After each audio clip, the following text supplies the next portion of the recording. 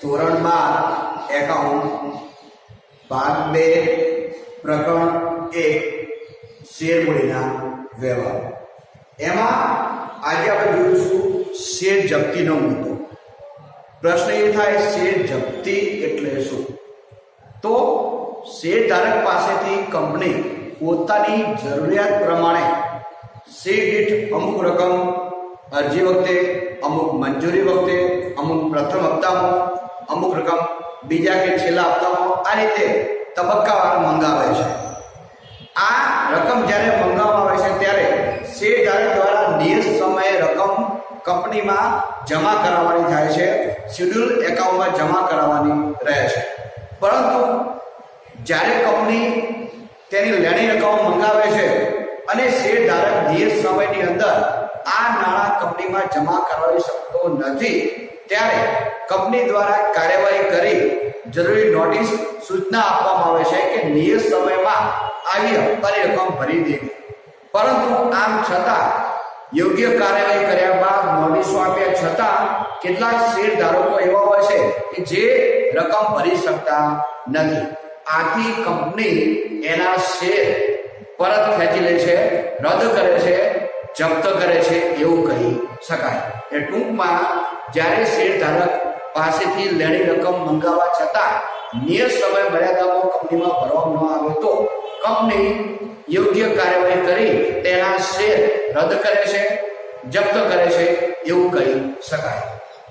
Share જપ્તી એક પ્રકારનું દંડનીય પગલું છે, શિક્ષાત્મક પગલું છે. જ્યારે શેર જપ્ત થાય છે ત્યારે એટલા અંશે શેરની સંખ્યા ઘટે છે. જ્યારે શેરની સંખ્યા ઘટે છે તો સ્વાભાવિક છે કે જ્યારે શેર જપ્તીની નોંધ લખવાની થાય ત્યારે ઇક્વિટી શેર મૂડી ખાતે ઉધારવામાં આવે છે. શેર જપ્ત કરવાથી શેર રદ થાય છે, સભ્યપત્રકમાંથી શેર ધારકનું નામ રદ કરવામાં આવે છે, એટલી શેરની સંખ્યા ઘટે છે. આથી શેર મૂડી ખાતું ઉધારવામાં આવે છે. સાથે સાથે અત્યાર સુધીમાં શેર ધારકે જેટલા પૈસા ભરેલા હોય, અરજીના કે મંજૂરીના કે જે રકમ ભરેલી હોય એ બધી રકમો પણ જપ્ત કરી દેવામાં આવે છે, પાછી આપવામાં આવતી નથી. આથી જેટલા રૂપિયા શેર ધારકે ભરેલા હોય એટલા રૂપિયાથી શેર જપ્તી ખાતું જમા કરવામાં આવે છે. એટલે અહીંયા બે વસ્તુ ફિક્સ છે કે જ્યારે શેર જપ્ત થાય ત્યારે શેર મૂડી ખાતું ઉધારવામાં આવે છે જેટલા રૂપિયા મંગાવેલા હોય એ રકમથી, અને શેર જપ્તી ખાતું જમા કરવામાં આવે છે જેટલા રૂપિયા શેર ધારકે ભરેલા હોય એટલા રૂપિયાથી શેર જપ્તી ખાતું જમા કરવામાં આવે છે. અને જે રકમ બાકી છે મંગાવેલી છે છતાં ભરી નથી એ બાકી હપ્તા ખાતે, પ્રથમ હપ્તો હોય, આખરી હપ્તો હોય, મંજૂરી હોય, જે હોય તે ખાતે બાકીના લખવામાં આવે છે જમા. અહીંયા ઉદાહરણ નંબર 9 છે એ જોઈશું એટલે વધારે ખ્યાલ આવશે. પહેલો વ્યવહાર છે એમ લિમિટેડે શેર હોલ્ડર ગોવિંદના 600 ઇક્વિટી શેર પરના છેલ્લા હપ્તા પેટે શેર દીઠ ₹3 લેખે નહીં ભરેલ હોવાથી જપ્ત કર્યા.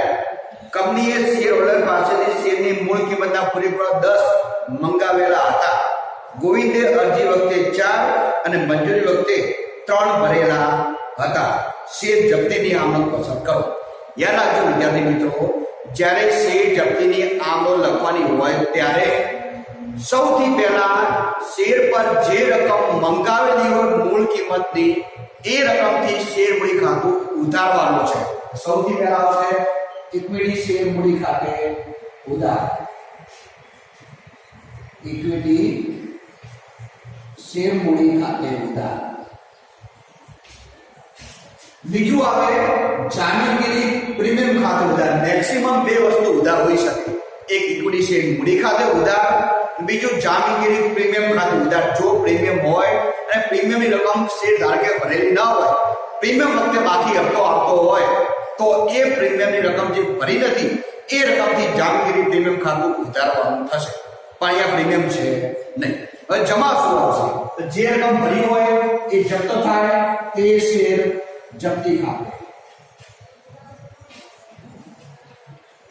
અને જે રકમ બાકી છે ભરી નથી એ બાકી હપ્તા ખાતે. અહીંયા કઈ રકમ બાકી છે? છેલ્લા હપ્તાની, તો તે શેર છેલ્લા હપ્તા ખાતે અહીંયા તે શેર બાકી હપ્તા ખાતે લખીએ તો પણ ચાલે, બરાબર. તો અહીંયા જોઈએ સૌથી પહેલા ઇક્વિટી શેર મૂડી ખાતે ઉધાર કેટલા શેર જપ્ત થાય છે, શેરની સંખ્યા છે 600 અને શેર પર મૂળ કિંમત કેટલા મંગાવેલા છે 10. યાદ રાખજો 600 ગુણ્યા 10 એટલે ઇક્વિટી શેર મૂડી ખાતે ઉધાર 6. તે શેર જપ્તીમાં જે રકમ ભરેલી હોય તે મૂળ કિંમતની, તો અહીંયા અરજી વખતે 4 અને મંજૂરી વખતે 3 ભરેલા હતા. 4 + 3 એટલે 7 ભરેલા છે, તો 600 ગુણ્યા 7 600 ગુણ્યા 7 4200 રૂપિયા શેર જપ્તી ખાતે.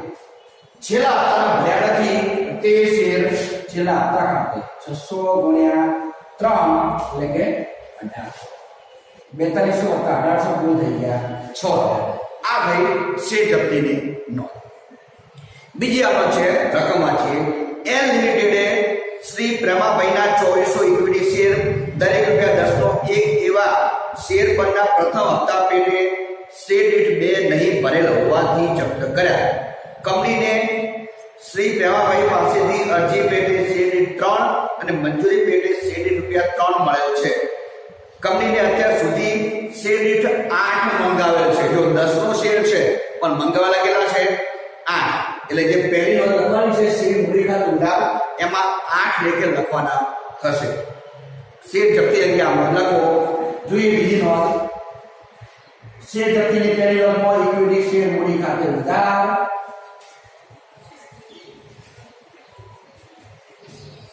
બીજું જામીનગીરી પ્રીમિયમ ખાતે ઉધાર આપે. જો પ્રીમિયમ હોય તો બાકી હપ્તો હોય તો પણ છે નહીં.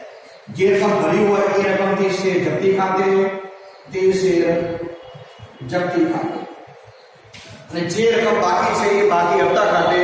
જો શું લખ્યું છે પ્રથમ હપ્તાના ભર્યા નથી તો તે શેર પ્રથમ હપ્તા ખાતે અથવા તો બાકી હપ્તા ખાતે.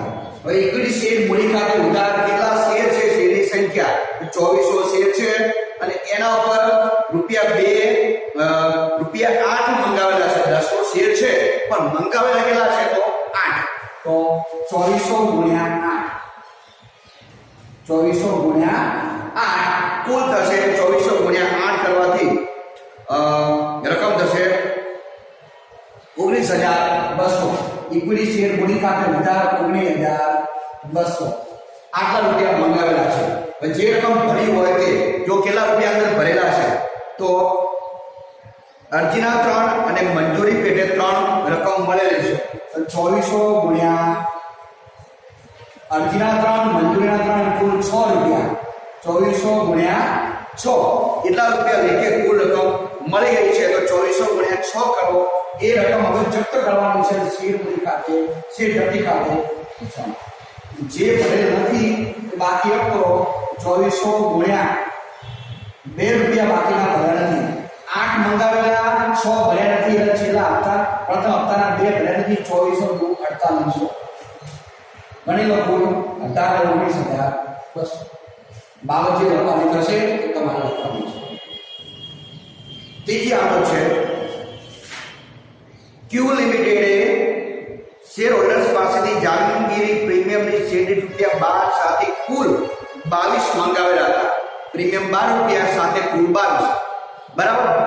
10 રૂપિયા મૂળ કિંમત અને 12 રૂપિયા પ્રીમિયમ અને કુલ કેટલા થયા 22 મંગાવેલા છે. કિંજલે તેના 500 શેર પર અરજી વખતે 15 એમાં 12 પ્રીમિયમ સાથે અરજીમાં પ્રીમિયમ આવી ગયું છે અને મંજૂરી વખતે ₹4 ભરેલા હતા. અહીંયા પ્રીમિયમ છે પણ પ્રીમિયમ ભરાઈ ગયું છે એટલે પ્રીમિયમ ખાતે ઉધાર લખાણ થશે નહીં.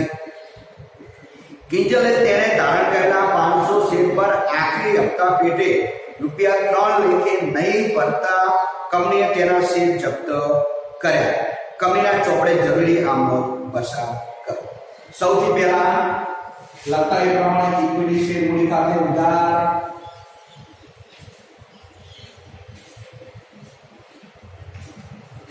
પ્રીમિયમ છે પણ પ્રીમિયમ બાકી નથી.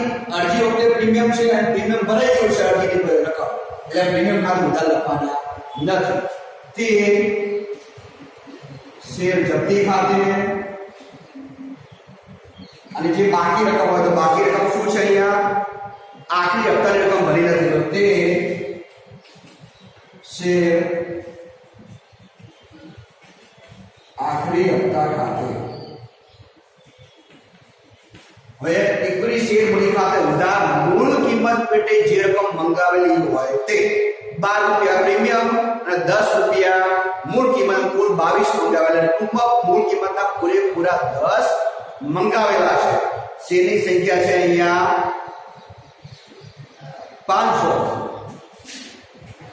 500 ગુણ્યા 10 એટલે 5000 ઇક્વિટી શેર મૂડી ખાતે ઉધાર તે શેર જપ્તી ખાતે જે રકમ મૂળ કિંમતની ભરેલી હોય એ જપ્ત થાય તો અરજી વખતે કુલ 15 છે એમાં 12 રૂપિયા પ્રીમિયમ કાઢી દઈએ તો એમાં મૂળ કિંમત થઈ 3 અરજી વખતે કુલ 15 એ પૈકી 12 પ્રીમિયમ તો બાકીના 3 રૂપિયા મૂળ કિંમતના અને અરજીના મૂળ કિંમતમાં 3 અને મંજૂરી વખતે 4 3 + 4 કુલ 7 રૂપિયા ભરેલા છે એ જપ્ત થાય તો 500 ગુણ્યા 7 એટલે 3500 રૂપિયા શેર જપ્તી ખાતે અને આખરી હપ્તાના રૂપિયા છે 3 એ ભર્યા નથી 10 માંથી 7 રૂપિયા ભરેલા હતા એ જપ્ત કર્યા બાકીના 3 ભર્યા નથી તો 500 ગુણ્યા 3 1500 રૂપિયા આખરી હપ્તા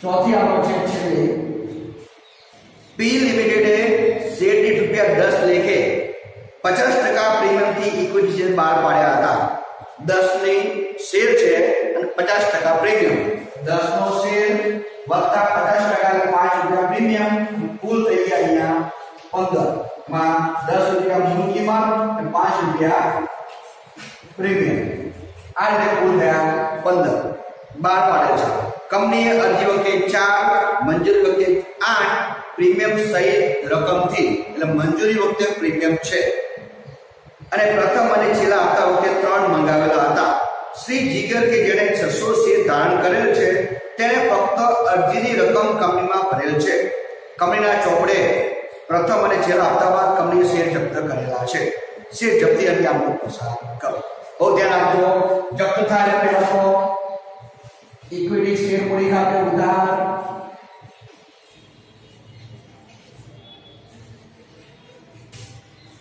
બીજું શું ઉધાર આવે જામીનગીરી પ્રીમિયમ ખાતે ઉધાર જો પ્રીમિયમ બાકી હોય તો અહીંયા જો પ્રીમિયમ ક્યારે છે મંજૂરી વખતે પૈસા કયા ભરેલા છે ફક્ત અરજીના એટલે મંજૂરીના ભરેલા નથી અને મંજૂરીના ભરેલા નથી એટલે પ્રીમિયમ પણ ભરાયેલું હોય નહીં ટૂંકમાં શેર જપ્તી વખતે પ્રીમિયમ બાકી છે તો જામીનગીરી પ્રીમિયમ ખાતે ઉધાર જામીનગીરી પ્રીમિયમ ખાતે ઉધાર